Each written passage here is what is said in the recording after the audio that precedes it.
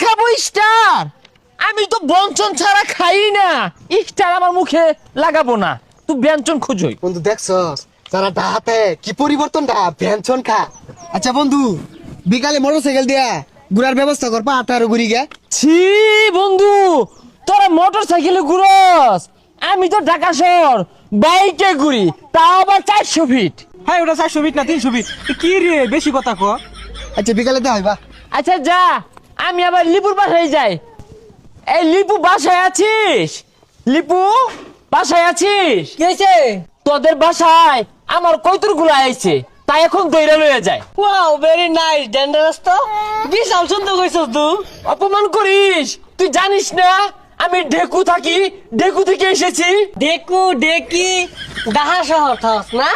যাই হোক, তুই কৈতুর গুলোকে এইভাবে এটকে রেখেছিস কেন? তুই ছাইরা দেশ, আমার কাছে অনেক টাকা আছে, লাগলে তুই নিয়া নতুন কৈতুর কিনে আনিস।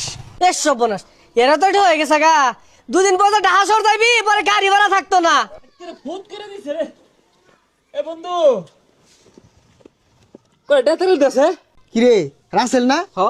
কিরে বন্ধু, তোর এই অবস্থা কে? কামড় রাখে দাসস নাকি? ইস, আর কইছ না বন্ধু। আচ্ছা তোমার সবার পাইতাম না, এ গাড়ি ভাড়া নাই, করে ডে দি টাকা যাইবা। গাড়ি ভাড়া টিয়া নাই? 2 দিন আগে তো ভেড়া ফাল ফাললি তোর বিশাল টিহা, এটিয়া কই গেল? বন্ধু আর কইস্তা, ডাহাতে করে টেকা মাই লই আইছিলাম, জাগর লগে চলতাম, ডাহাইয়া পাইয়া বুলবাল বুঝাইয়া লুড়ি দিয়া সানার ভাইয়ের লুড়ি দিয়া গরু গুস্তু খায়া ফৌত কইরা আসছে। একটা রশিদা বিড়ি থাকি বেবি। আর তোর এই অবস্থা কে? বড় বড় জুতা টুতা পিনতি, কুট মুট পিনতি, ওগুলা কি হলি? বুঝছি, তোরা আমার 10,000 বাড়াও দিতি না, একটা রশিদা বিড়ি দিয়া সাহায্য করতি না, খালি খুসাইবি। থাক যাই গা।